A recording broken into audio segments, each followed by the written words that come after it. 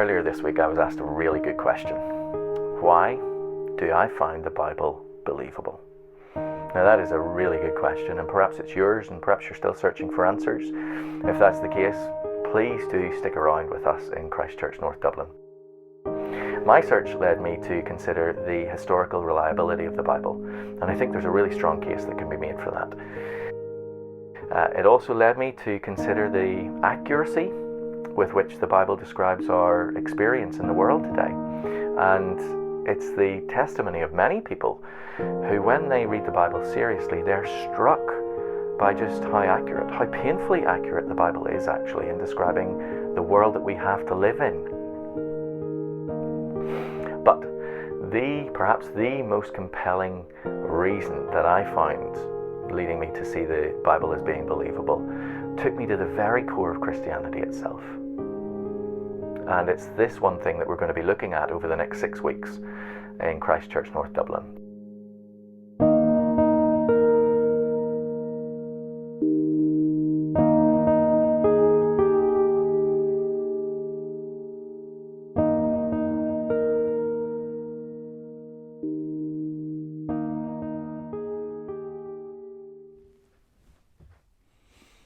Of course, I've felt guilty, ashamed even in the past because of certain things that I've done. Silly things that I should have known better about, but even more worryingly, then deliberate things when I was thinking only about myself. And feelings of guilt and shame on those occasions are actually quite appropriate, proper even. The question is, when the wrong is so significant and so serious, well then how do we go on living with ourselves? But those senses of guilt and shame can also appear in our lives, not because of anything wrong that we have done, but because of a wrong that's been done against us. You may have been so terribly, terribly mistreated in the past, and things were twisted in such a way to make you feel as though you were part of the problem, or indeed the problem itself. And so you have been living perhaps for many, many years with feelings of guilt and shame as well. The question there is also perhaps one that you've asked yourself. How can we go on living with ourselves? In our Bible reading today, Jesus gives us an answer to that question. And it is an answer that may just be the beginning of relief for you, restoration, perhaps even freedom. Because in our story today, in the second part of the story of the prodigal son, Jesus takes us to the very heart of God himself as he demonstrates for us the way in which the Father responds to the Son who's living with a deep sense of guilt and shame. And it is only in the Father's response that any of us are ever likely to find an answer to those questions. Good morning. Our reading this morning is from Luke chapter 15, verses 17 to 24. When he came to his senses, he said, "How many of my father's hired men have food to spare, and here I am starving to death? I will set out and go back to my father and say to him, 'Father, I have sinned against heaven and against you. I am no longer worthy to be called your son. Make me like one of your hired men.' So he got up and went to his father. But while he was still a long way off, his father saw him and was filled with compassion for him. He ran to his son, threw his arms around him, and kissed him. The son said to him, 'Father, I have sinned against heaven and against you. I am no longer worthy to be called your son.' But the father said to his servants, 'Quick! Bring the best robe and put it on him. Put a ring on his finger and sandals on his feet. Bring the fattened calf and kill it. Let's have a feast and celebrate. For this son of mine was dead and is alive again. He was lost and is found.' So they began to celebrate." This is the word of the Lord. Thanks be to God. So how do we deal with these feelings of guilt and shame and unworthiness? You will feel them living in this world as we do. If you haven't felt them yet, look, I'm sorry to start this way, but they are coming. And that's where we find the prodigal son this week in our story. We see him feeling deep remorse. He knows that he's sinned. He said, I've sinned against heaven and against you, talking of his father. And that has led him to despair and a feeling of unworthiness. He can't think of himself in any other way apart from being unworthy now to be called a son. And so he hopes that the father will receive him back, perhaps as a slave or a servant in his house. And the son perhaps had been taught to think that way by the world. He knew that that was the way that the world worked. The world was a hard place. And if you messed up, well, you had to pay for it. That's just the way it works. He'd gone the way of the world already, hadn't he, the son? And he probably had hurt others. And now he's ended up hurt himself. So there's no hope or healing in the world. But interestingly, as we get to know this story a little bit better, Jesus wants us to know there's no hope in going the way of religion either. Because remember, he's listening to Jesus. It is the tax collectors and sinners, but it's also the Pharisees and the scribes, verse 1 and 2. And the dominant religion of Jesus' day was cold. It was hard. It was unwelcoming. Perhaps you think not much has changed. And as you read through the pages of Jesus' life in any of the Gospels, Matthew, Mark, Luke, or John, you find that his greatest opponents were actually the most religious people of his day. They were bitter. They were angry. They were hateful towards Jesus. We looked a little bit about that last week, and that may surprise you. Jesus knows there's no hope or healing there for people who are feeling guilty or ashamed or unworthy. And so Jesus opens his mouth and he gives a different way this morning. He points us to a new, better way, and it all has to do with the Father's treatment of the Son. It doesn't rest upon the Son and what the Son might be able to do for himself. It rests upon the Father and how the Father treats the Son. Only this can meet and match and swallow your feelings of guilt and shame and unworthiness. And it's what makes Christianity such good news. Let's break it down just under 3 headings this morning. As we look at this, the way the Father treats the Son, the first thing we see is that the Father treats the Son unconventionally. Unconventionally. He may have been sitting on his porch. Picture him there, the Father, on a long, lazy, warm summer evening, and he sees the Son making his way back up the drive. He spotted this figure walking on the horizon, and he thought he recognized the gait, the way that this person was walking, but it couldn't have been. However, as he studied him a little bit more, he now knows that it is.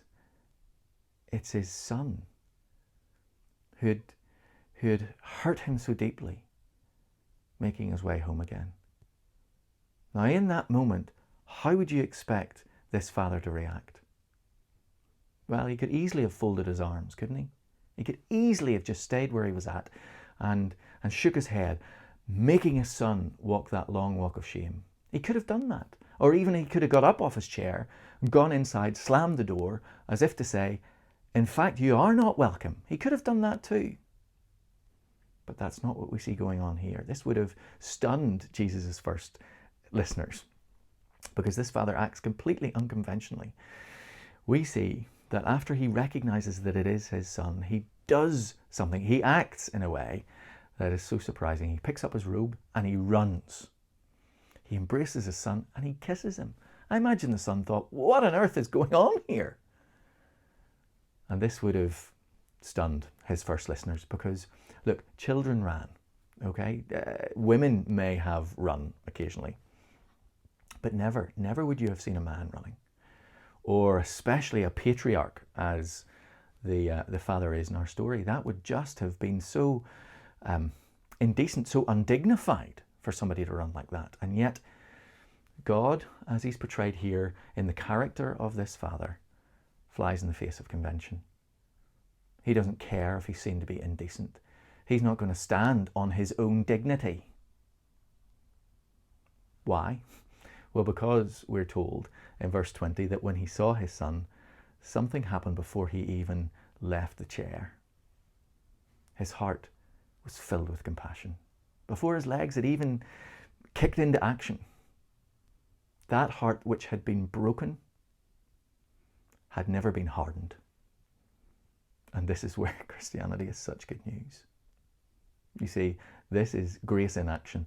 The Father treating the Son simply as the Son does not deserve. That is grace.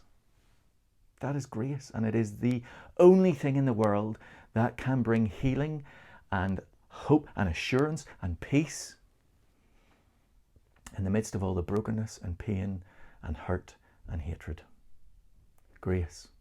The Father treating the Son as he simply doesn't deserve.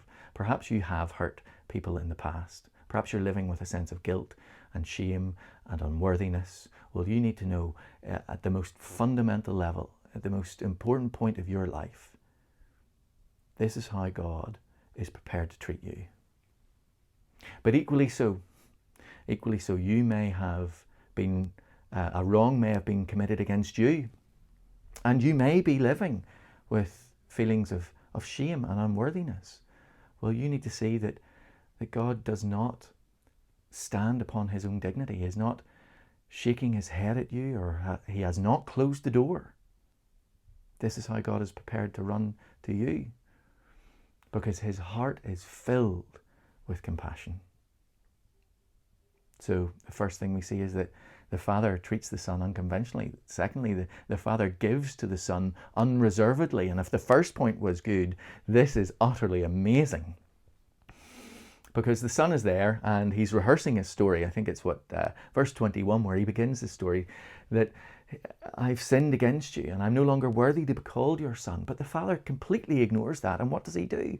Well, he gets everybody who's under his authority and his command. He brings all of those who are under his control and he says, I want your attention. And I want your attention to be focused on this person, my son. I don't know how the servants would have reacted. They probably were flabbergasted. And then he says, get the best robe and put it on him. Put a ring on his finger, shoes on his feet, get the fatted calf, kill it, and let's celebrate. It's actually probably dizzying for the servants and for the Son. I'm sure they can't imagine what the Father's actually saying, but because put it in context, this is ridiculous. This is off the charts. This son had betrayed his family at the deepest level. He had broken loyalty with his family and lived only for himself. In effect, by wanting to take the share of property that was coming to him at his father's death before he died, he was saying to the Father that he wished he was dead.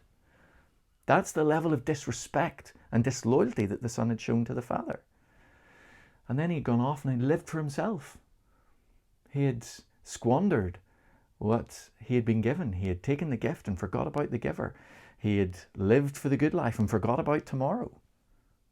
And then he found himself on his uppers, at rock bottom, on the pigsty, with no one or no hope in the world. The world, at this point, would say, well, there you go. What goes around comes around. You can't think that you can live the good life and treat people like that and not get away with it. And in a sense, that's right. But there's no hope or healing there. Religion very often simply reinforces that. It offers a little bit of hope, but it says you're going to have to pay for it. If you want to find your way back, you're going to have to earn it. You're going to have to carry a burden before you're accepted. But that's not what we see happening here. The Father could have treated him with justice and said, you're right, you didn't want anything to do with us. So fair's fair, you won't have anything to do with us. The Father could have treated him like that. The Father could treat him with mercy. The Father could welcome him back and allow him within the precincts of the family again, but only as a slave, with no rights or honours, or no place at the family table. And that would have been mercy, withholding justice, withholding what the Son deserved. But the Father does neither. He doesn't treat him with justice or mercy. Instead, he does something unbelievably exceptional. He treats him with grace. And grace is simply, as I've said, being treated in a way that we don't deserve. And this is what lies at the heart of the Bible. This is why Christianity is such good news, because it all rests upon the Father. It all rests upon what the Father does and what the Father thinks of the Son. What the Father does for you and what the Father thinks of you. Grace teaches us that we are worse than we actually know. As you learn more about this, as I've tried to understand it a little bit more, as you read about it in the Bible describes our condition to be far worse than we are even possible, that we're prepared to admit. We are far worse than we possibly even know. You'll never understand grace until you accept that. But at the very same time, grace comes in and says, in that moment, you're actually more loved than you ever dreamt possible to. In the very same moment, in the very same breath. You're worse than you actually know and more loved than you ever possibly could dream. And when those two realities sink in, that restructures your heart and gives you a brand new identity. It humbles you, yes, absolutely, because you know that you have no way to look down your nose at anybody else. It humbles you because you realize that you are worse than you even thought. It humbles you into the dust, and yet at the very same moment lifts you up to heaven, because it gives you a way for hope and assurance and freedom and peace that does not depend upon you. It depends all upon the Father. He put the best robe on him. He put a ring on his finger, sandals on his feet, killed the fattened calf and brought him back into the family. Amazing. The Father treated him unconventionally. He gave to him unreservedly. Great news. And lastly, we see that he totally and utterly redefined his identity completely. Because I think the Son's still struggling with this. And it's in the very last the very last sentence of our Bible reading today, where the Father gives him a brand new identity. The Son could only think of himself as unworthy, as a slave. And yet with the 4 words that begin verse 24, that's completely and utterly erased and replaced with the best news that this man had ever heard. Instead of saying, this reject of mine, or this disappointment of mine, the Father says in verse 24, giving him a brand new identity, this son of mine. This son of mine. Can you imagine being that man, hearing those words? Can you imagine the healing and the hope and the freedom that would have flooded his heart as he hears those words? Exactly the same is available for you. No matter what you've done, no matter what's been done to you, God is prepared to treat us like this, to welcome us back, to put us at the table, and to treat us as one of his very own children. He said he was dead. He was dead. He didn't have a hope in the world, and perhaps that's how you feel. Didn't have a hope. And yet he's alive again. He was lost in his shame and guilt, lost perhaps even in his own self-loathing. And now he's found, restored. See, this is what Christianity is about. It's not about putting heavy burdens on your back. It's not about leading you into the darkness and giving you no hope. It's not about make-believe and talking about things that don't matter. Christianity speaks to the very things that are of the most importance to us all. And the greatest news that the world has ever heard is here today. And it's all because of what the Father does. This is grace in action. John Newton, the famous slave trader who himself dealt with his guilt and shame, wrote that hymn, Amazing Grace. We all know the first verse, but it's the second verse that sticks with me. When he says these words, it was grace that taught my heart to fear. We're worse than any of us know. It was grace that taught my heart to fear. And yet in the very same moment, it was grace that my fears relieved. There we have it. This is what lies at the heart of Christianity. It's grace, and it changes everything.